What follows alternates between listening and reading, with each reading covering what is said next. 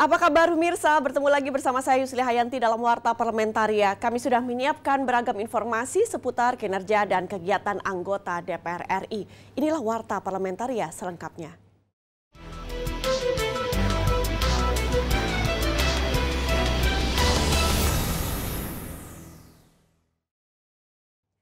Anggota Komisi 6 DPR RI menyayangkan banyak BUMN yang terlilit hutang. Pemerintah diminta mengambil langkah strategis untuk mengatasi persoalan hutang BUMN. Amin Ak merasa prihatin hampir semua BUMN dalam kondisi keuangan tidak sehat karena terlilit utang. Negara akan sangat sulit jika harus terus memberikan suntikan dana dalam bentuk penyertaan modal negara. Sementara total seluruh aset BUMN tidak cukup untuk membayar utang. Hal ini juga menunjukkan salah satu tujuan dibentuknya BUMN, yaitu untuk menghasilkan laba tidak tercapai. Sementara namanya utang itu kan harus segera dibayar, membutuhkan uang yang likuid. Ya, kalau nggak dibayar terus berbunga dan seterusnya begitu. Jadi ini menurut saya kondisi BUMN kita secara umum tidak sehat. Anggota Komisi 6 DPR RI Subardi menyatakan perlu ada revitalisasi di tubuh BUMN. Efisiensi internal BUMN seperti mengurangi jumlah anak perusahaan dan terobosan baru sangat diperlukan untuk keberlangsungan perusahaan BUMN. Terlebih lagi Indonesia sudah memasuki pasar bebas dengan persaingan industri yang semakin ketat. Tanpa ada perubahan-perubahan di internal, efisiensi internal, ya negara berat, ya berat. Harus ada perubahan. Apakah revitalisasi, anak-anak perusahaan dikurangi. Menurut catatan Kementerian BUMN, total utang perusahaan negara hingga kuartal ketiga tahun 2020 mencapai 1.682 triliun rupiah, naik 289 triliun rupiah dibandingkan posisi akhir tahun 2019. Oki dan Rangga TVR Parlemen melaporkan. Anggota Komisi 7 DPR RI mendorong pemerintah segera merealisasikan transisi energi ramah lingkungan di tengah banyaknya pembangkit listrik baru milik PLN maupun swasta yang membuat pasokan listrik saat ini berlebih atau oversupply. Di Gedung Nusantara 1 DPR RI Jakarta, Diah Roro mengatakan proyek-proyek pembangkit listrik saat ini merupakan bagian dari program 35.000 MW. Jika proyek dihentikan, pemerintah tidak komitmen dengan perjanjian yang sudah disepakati. Untuk itu, dalam penyelesaian proyek-proyek pembangkit listrik, pemerintah bisa mendorong penggunaan energi ramah lingkungan. Di Komisi 7 adalah transisi energi, gitu. Jadi pembangkit-pembangkit yang dulunya mungkin fossil fuel oriented, ya kan, dari yang sifatnya itu sumber yang kurang ramah lingkungan, kita ingin mendorong agar kita bisa mengembangkan sumber-sumber yang lebih ramah lingkungan, seperti misalnya pembangkit listrik tenaga surya, tenaga bayu. Anggota Komisi 7 DPR RI Diah Roro menambahkan, sudah saatnya transisi ke energi ramah lingkungan menjadi target pemerintah agar bisa mengendalikan ketersediaan listrik. Komisi 7 DPR RI terus melakukan pengawasan dan evaluasi terhadap pembangkit-pembangkit yang sudah berjalan, termasuk penggunaan energi untuk pembangkit tersebut. Gimana caranya ke depannya ini kita tidak mengalami yaitu tadi oversupply listrik gitu. Jadi ini merupakan sebuah evaluasi yang akan kita jalankan dan nanti akan kita follow up. Sementara itu, PLN memutuskan menunda Commercial Operation Date atau COD 3 pembangkit jumbo milik pengembang listrik swasta karena adanya potensi oversupply listrik. Fitian dan Bani TVR Parlemen melaporkan. Pemerintah telah mengumumkan pemberlakuan pembatasan kegiatan masyarakat PPKM darurat dari tanggal 3 sampai 20 Juli 2021 untuk wilayah Jawa dan Bali. Terkait kebijakan tersebut, pimpinan DPR RI menghimbau semua pihak memahami dan menjalankan PPKM darurat dengan sungguh-sungguh agar dapat memutus dan menekan laju COVID-19 di Indonesia. Wakil Ketua DPR RI Sufmi Dasko Ahmad yang ditemui di Gedung Nusantara 3 Senayan Jakarta baru-baru ini mengatakan kebijakan PPKM darurat yang diberlakukan ini tentunya dalam upaya menekan laju COVID-19 yang semakin tinggi. Namun diharapkan aturan yang telah dibuat ini untuk menunjang PPKM tidak menjadi multitafsir. Upaya untuk menekan laju COVID-19 yang semakin tinggi di Republik Indonesia ini. Namanya PPKM darurat. Oleh karena itu, ya memang keadaannya darurat. Dari tanggal 3 Juli sampai 20 Juli. Dan kami harap memang aturan-aturan yang dibuat untuk menunjang PPKM ini tidak multitafsir. Namanya dalam keadaan darurat, memang semua pihak harus mengerti dan menjalani dengan sungguh-sungguh. Supmi Dasko Ahmad berharap aturan mengenai pembatasan operasional hingga jam tertentu dan tidak boleh ada kegiatan atau berkumpul, begitu juga dengan lingkungan tempat tinggal, dapat dijalankan tugasnya dengan baik. Nah, kalau misalnya aturannya sampai jam 18 sudah tidak boleh ada kegiatan, begitu juga dengan lingkungan tempat tinggal. Sehingga petugas aparat kepolisian atau penegak hukum yang diberi tugas juga tidak bingung bahwa kalau jam 18 misalnya sudah tidak boleh ada kegiatan, ya sudah tidak boleh ada kegiatan. Kecuali dalam keadaan darurat, mesti ke rumah sakit atau pegawai nakes atau dokter yang mesti sip-sipan misalnya. Zikri dan Yaserto Denus, TVR Parlemen melaporkan. Jangan kemana-mana pemirsa, karena kami masih memiliki banyak informasi lain dalam Warta Parlamentaria. Di antaranya datang dari Badan Anggaran DPR RI terkait kebijakan pajak harus berpihak kepada rakyat. Setelah jeda berikut.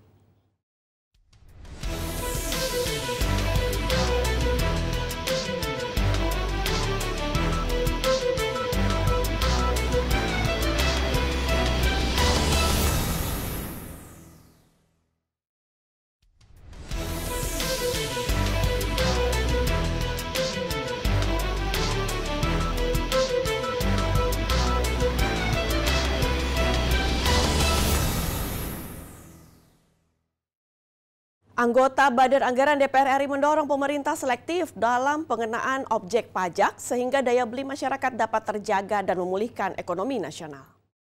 Ditemui saat menghadiri rapat panja Badan Anggaran atau Banggar DPR RI bersama dengan pemerintah di Gedung DPR RI Senayan, Jakarta terkait dengan belanja pemerintah pusat dan RKP RAPBN tahun anggaran 2022, anggota Badan Anggaran DPR RI Eko mengkritisi wacana pengenaan pajak atas sembako yang dinilai kurang tepat, terlebih dalam kondisi pandemi.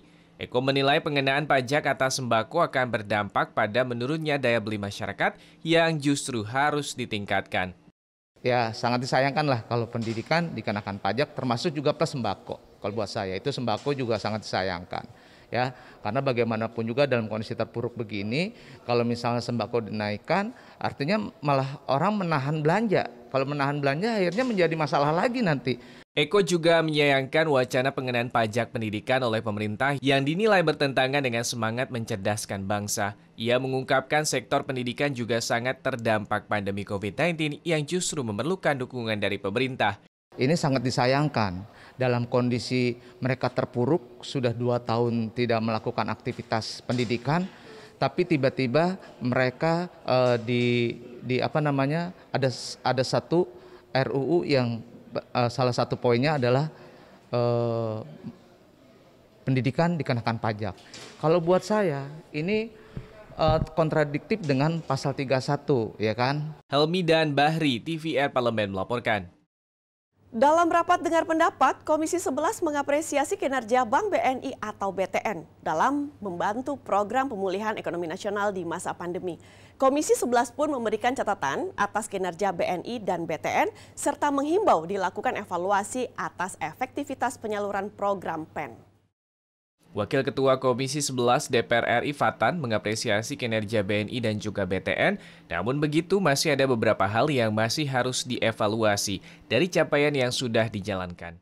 Capaian-capaian yang bagus ini terus ditindaklanjuti dan dimonitoring di bawah, karena kita melihat masih ada kendala-kendala di bawah, misalnya beberapa UMKM mau top up penambahan kredit juga sangat sulit, dan kemudian juga mengalami kendala-kendala misalnya program KUR, dari segi kelengkapan dokumen dan lain sebagainya. Oleh karena itu kita minta BNI dan BTN meningkatkan kinerjanya, apalagi pemerintah telah menempatkan dananya di bank-bank himbara sebagai bantuan dan stimulus untuk pemulihan ekonomi nasional.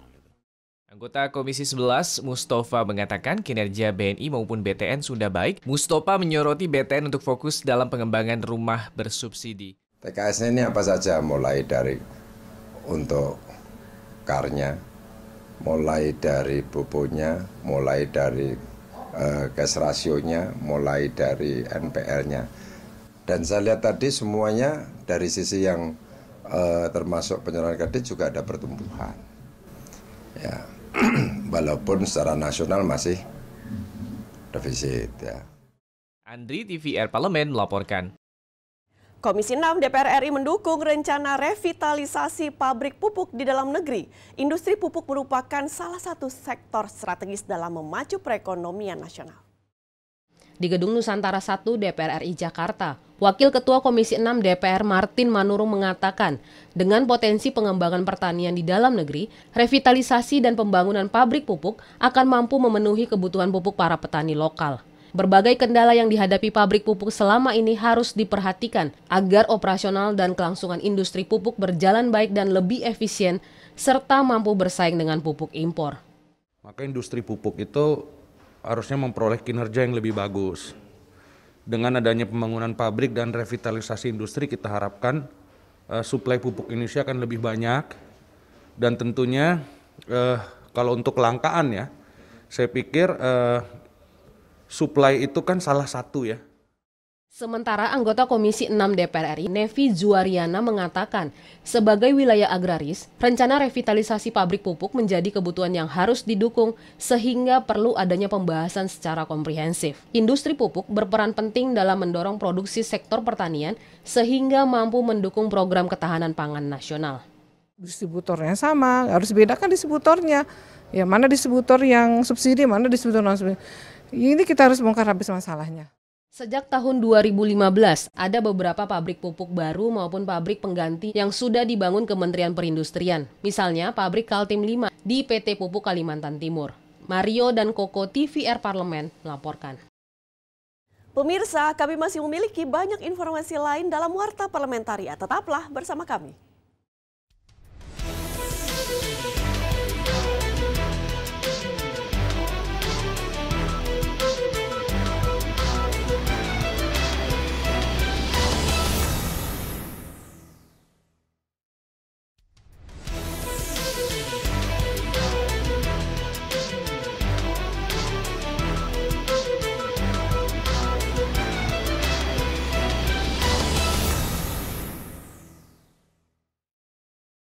Terkait rencana Kementerian Pertanian yang akan membangun food estate berbasis hortikultura di Pulau Jawa, anggota Komisi 4 DPR RI menyarankan Kementerian Pertanian lebih baik memanfaatkan lahan yang sudah ada dengan metode intensifikasi teknologi tanpa harus membangun food estate. Di Gedung Nusantara DPR RI Jakarta, Hermanto mengatakan jika pembangunan food estate di Pulau Jawa hanya mengacu pada luas lahan yang akan digarap, harus dengan kajian yang komprehensif antara keterkaitan luas lahan yang akan digarap dengan tingkat produktivitas yang harus dihasilkan. Kementerian Pertanian harus memiliki landasan dan alat ukur yang terperinci. Informasi lebih awal tanpa melihat kendala di lapangan, ini seolah semua harus digarap dengan food estate. Ya kan? Nah, padahal kita tahu bahwa anggaran food estate ini besar. Anggota Komisi 4 DPR RI, Hermanto menjelaskan, jika anggaran tambahan lahan untuk rencana food estate di Pulau Jawa dikonversikan dan dialokasikan untuk teknologi pertanian yang lebih canggih, maka tingkat produktivitasnya jauh lebih efektif. Konsep semua daerah ada food estate itu saya juga tidak setuju. Kenapa? Pulau Jawa ya, ini adalah daerah yang sudah stuck. Ya kan? Nggak bisa lagi ditambah, nggak bisa lagi juga dikurangi. Ya kan? Nah, kita di Pulau Jawa ini yang penting bagaimana mengoptimalkan lahan-lahan yang sudah tersedia ini. Food estate berbasis hortikultura yang akan dikembangkan di Pulau Jawa akan difokuskan pada bawang merah seluas 500 hektar, bawang bombay seluas 50 hektar, dan 20.000 batang kelengkeng. Andri TVR Parlemen melaporkan. Komisi 5 DPR RI mendorong program padat karya tunai Kementerian PUPR lebih berkualitas dan efektif dalam mendongkrak perekonomian nasional dengan didukung pengawasan yang ketat. Di Gedung Nusantara DPR RI Jakarta, Wakil Ketua Komisi 5 DPR Syarif Abdullah menegaskan, program padat karya tunai atau PKT Kementerian PUPR menggunakan anggaran yang cukup besar yang tersebar di beberapa ditjen Kementerian PUPR. Program PKT perlu didukung agar terrealisasi sesuai harapan dan bisa memacu pertumbuhan ekonomi. Padat karya itu kan melibatkan masyarakat, di mana pekerjaan itu langsung di masyarakat. Nah, ini yang harus kita lihat daripada perbedaan antara padat karya dengan proyek-proyek reguler biasa. Melihat dari sisi itunya dalam rangka untuk pengawasan.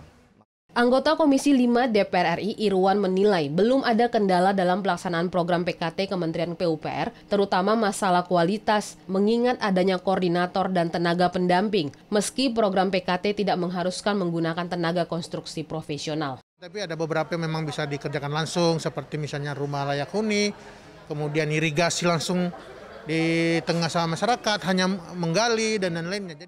Kementerian PUPR pada tahun 2021 mengalokasikan anggaran Rp23,24 triliun untuk program PKT dengan target dapat menyerap 1.232.693 tenaga kerja. Hingga kuartal 2 2021, program PKT telah menyerap 755.816 tenaga kerja. Helmi dan Ade, TVR Parlemen, melaporkan.